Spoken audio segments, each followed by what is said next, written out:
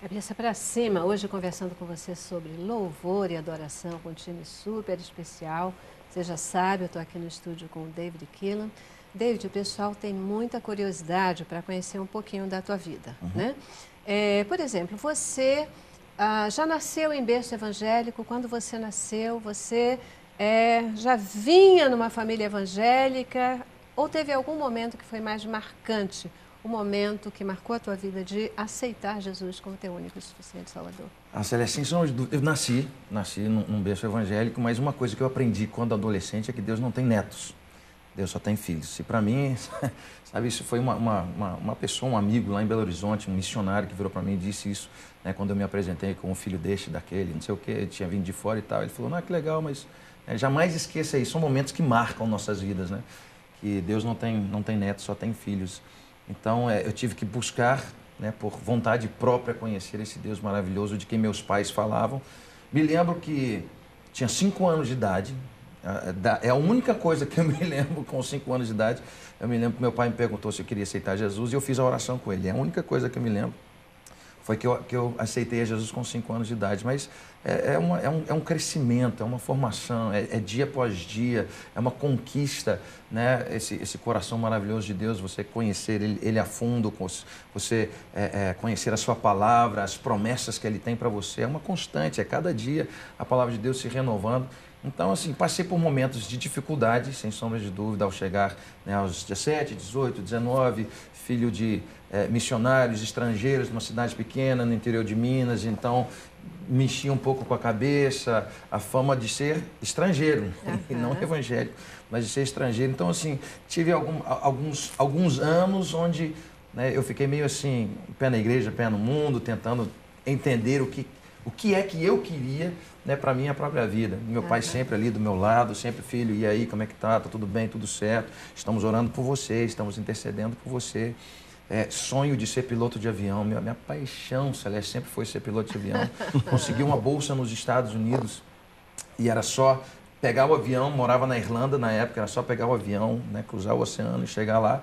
E o meu pai sempre lá do meu lado, filho, e aí?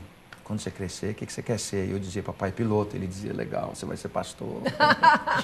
Eu repreendia para trás de mim Satanás e tudo, sabe? Usava a Bíblia, pai, você não está entendendo, quero ser piloto. Eu sei que é com P, piloto, P, pastor, mas é piloto.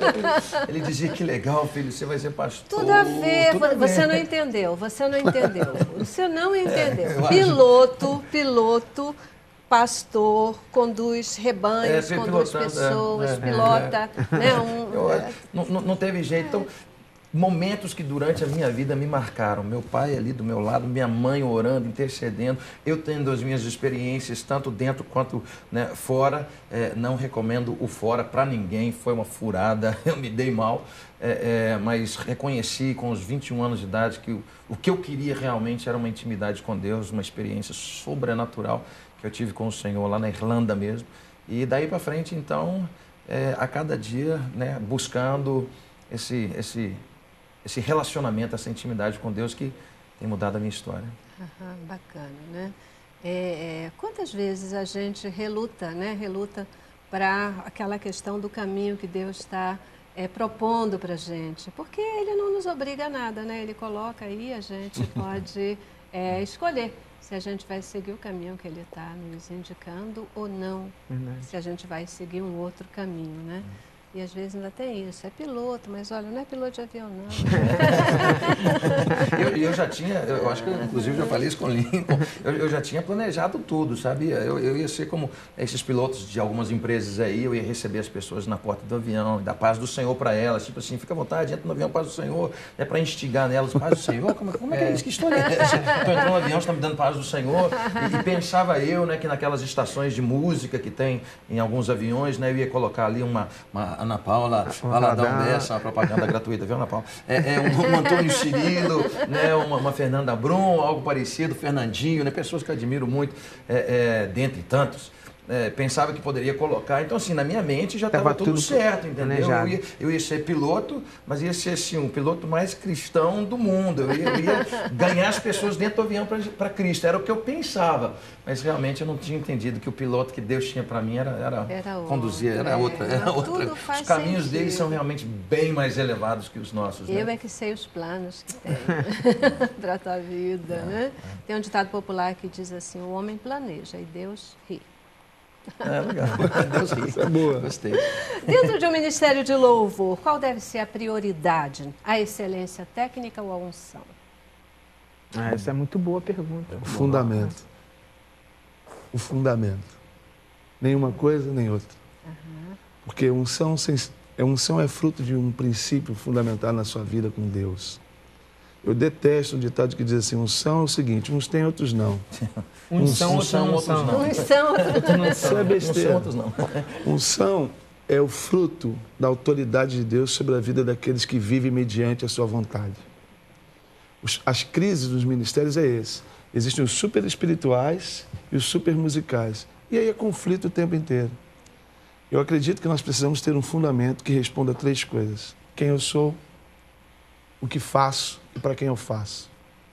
Quando você responde essas 3 coisas, você está pronto para fazer o que você tem para fazer. Então, o Ministério de Louvor, hoje eu pastoreio aproximadamente 100 e poucas pessoas envolvidas com música, não todo mundo do ministério, mas tem bloco de samba, tem criança, enfim. Então, essas são as 3 perguntas. Quem eu sou, o que eu faço, como faço e para quem eu faço. Então, existem crises, David sabe disso, o Nico sabe, que os ministérios ficam nessa crise. Os irmãos os super espirituais, os irmãos apenas musicais. Essas 2 coisas não resolvem. Mas quando você gera um fundamento na palavra, você une as 2 coisas e aí acabou. Aí o ministério se torna um ministério poderoso, alinhado com a vontade de Deus. Isso é forte demais. Agora, eu acho bacana, assim, essa sua pergunta, Celeste, porque nosso meio, como o Xande colocava, às vezes vive uma certa crise, assim, fulano tem unção, fulano toca bem e tal. E David, ele liderou uma galera de BH que fez uma movimentação muito forte no Brasil, no final dos anos 90 e tal, a respeito da adoração. Verdade. E uma galera que começou a valorizar, assim, essa questão da profundidade espiritual, né? De que a nossa música, hoje, a gente está num crescimento muito grande do segmento gospel para a sociedade em geral. As mídias olham para a gente, todo mundo olha para a gente. Mas a grande diferença da nossa música é uma essência. A nossa música, ela tem uma essência diferenciada. É claro que está atrelado. Uma vez eu estava num congresso, dando um workshop sobre louvor e adoração, sobre música, e uma pessoa me perguntou, Nico, para o cara estar envolvido no ministério de louvor, o que primeiro ele tem que ter? Primeiro ele tem que saber tocar. Porque senão ele pode fazer outra coisa. Ele pode cantar. Ele pode saber tocar, mas pode cantar. Ele pode servir as pessoas. Ele pode ser professor, servir as pessoas, mas para estar no ministério de louvor, porque tem gente que quer se envolver com música sem ser músico. Sem ser músico. Aí é complicado. E pode estar adorando a Deus, servindo ao Senhor na igreja. Cuida da cantina, cuida da pregação, cuida dos jovens, dos adolescentes. Não sei, tem uma série de coisas para fazer. Mas com música, tem que saber tocar. Sim. Às vezes a gente se depara com determinadas situações, uma forçação de barra. Você imagina, Celeste, a gente que trabalha com MIDI, com música. Eu ouvi CDs assim que eu... Caramba, mas o negócio tinha que afinar, né? É importante. É importante, né? Tinha que afinar. Não, Nico, mas o importante é a unção. O importante é a essência. É a crise. Entendeu? Não, é claro, a nossa música tem esse diferencial. Mas por que você não se envolve com outra coisa? Por que tem que ser com música? Será que você não está indo pelos holofotes? É o que Xande colocava. Né? O que eu estou fazendo? Aonde eu quero chegar? Né? Essa distorção de valores, eu achei legal o que o David falou. Ele falou assim, poxa, eu paguei um preço. Né? Eu digo por mim mesmo, assim, como o Lincoln falou, eu também sou fruto de uma geração que foi impactada com o avivamento dos caras. E assim, eu já era músico, quando eles vieram com poucas notas, mas tinha um negócio diferente. Pum, eu falei, eu lembro, cara, que eu olhei tudo aquilo que eu falei assim, nossa, todo esse meu estudo aqui, ciência, eu quero essa unção. Isso impactou o Brasil, o David sabe disso. E hoje, por exemplo, ele falou algo, o ministério, a gente tem caminhado, tem começado a entender o que é isso ficar fora de casa. E, pô, cara, há um preço, né, cara? Há um preço. Então, assim, há uma distorção de valores. Altar não é lugar de holofote, altar é lugar de sacrifício. Ministério é sacrifício. Então, acho que o problema também de muita distorção de desejos é porque os valores também estão um pouco distorcidos.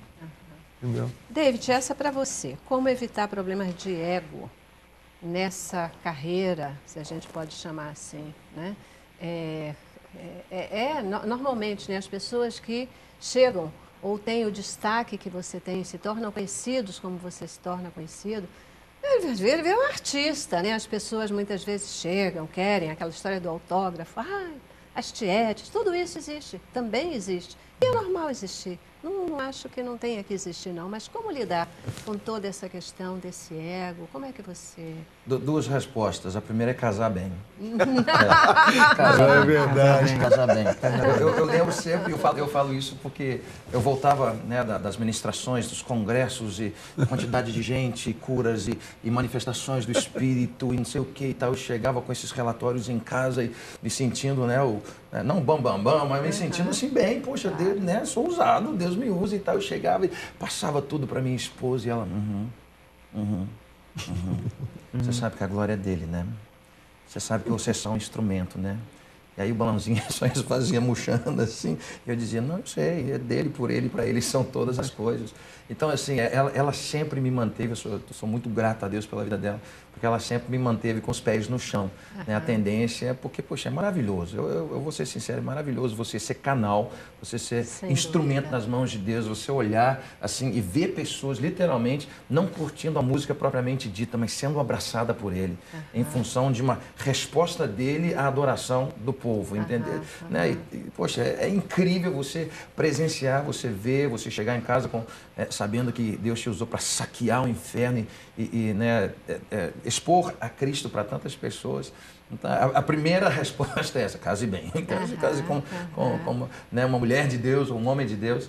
Que possa te lembrar que a glória dele, e que se você deixar de ser esse adorador que vocês mesmos estão falando aqui, talvez esse sucesso todo, toda essa coisa, deixe de acontecer. Porque realmente ela não acontece por causa nem da música simplesmente, nem por causa de nenhum de nós acontece. Agora, a segunda parte da resposta é a revelação.